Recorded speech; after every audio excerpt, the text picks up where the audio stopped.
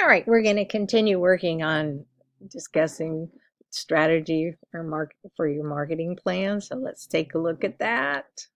So I want you to take what you were working on earlier this week that's due today about your ideas of timing and things like that, what you would need to do, your choice of social media platforms to use and everything. And I want you to make a rough draft plan for the next month of content across the platforms you've chosen that would you think would be work best for your business, and think about how they might grow or sustain that business. And I want you to be detailed. I don't want just like, okay, it's Monday, so we're going to send out a post.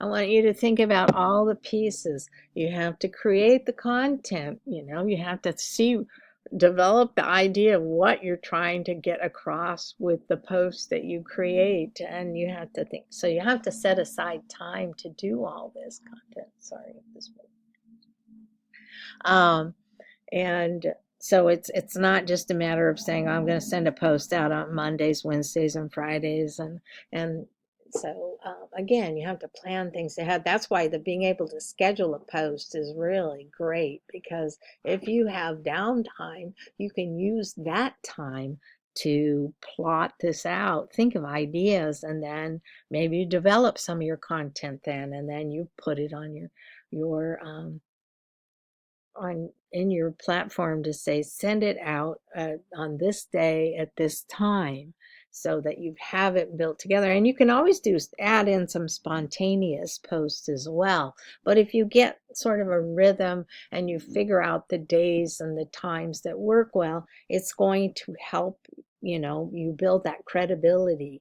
People will continually see your content and build their awareness of you, and that helps build your brand out, and they start seeing you as more of a real business that they might want to work with. They're interested in what you're doing. They see it again, it's like, oh yeah, there's that company that does this, that's something I'm interested in. So then they're going to check it out. And what I want you to do is set up a calendar, again, a day-to-day calendar for a month. So, like you can say, oh, on this day, I'll have this much time and I can do planning and developing content. And then on this day, I'm going to spend this much time putting the pieces together and setting up the schedule. So, and then have the days that you're going to schedule some content to appear. Put that on your calendar as well.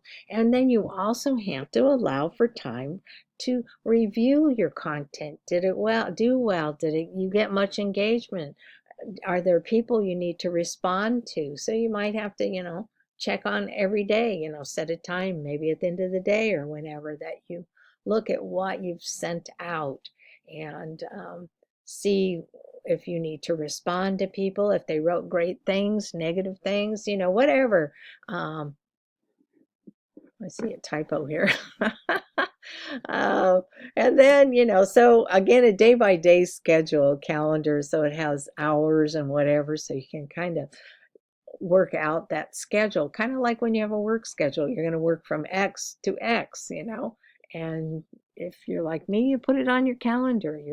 I put it on my phone. So when the day comes up, I can see that time that I have to spend doing something. And then once you develop this plan of action, it's easier to actually get it working for you, set it in motion. It becomes part of your normal flow of business activities. If it's written down, if it's on a calendar, it becomes more real, and you're more likely to keep focusing on it and getting the thing done. If it's just kind of ambiguous and you're just like, yeah, I'm going to send out 3 posts this week, and I'll think of some ideas, I'm sure I'll come up with something, it just may never happen, or it doesn't happen enough that you want to appear consistent. I think that's one of the thoughts that a lot of you came up with when reviewing other people's sites, that the people who were consistent, had good quality posts and everything, they were more likely to build their engagement, or get people to actually engage with them and remember them and come back and see them again and think about buying a product from them or using their services. And that's what you want to do. You want to be seen as a reliable business, so people will jump in on the bandwagon for you.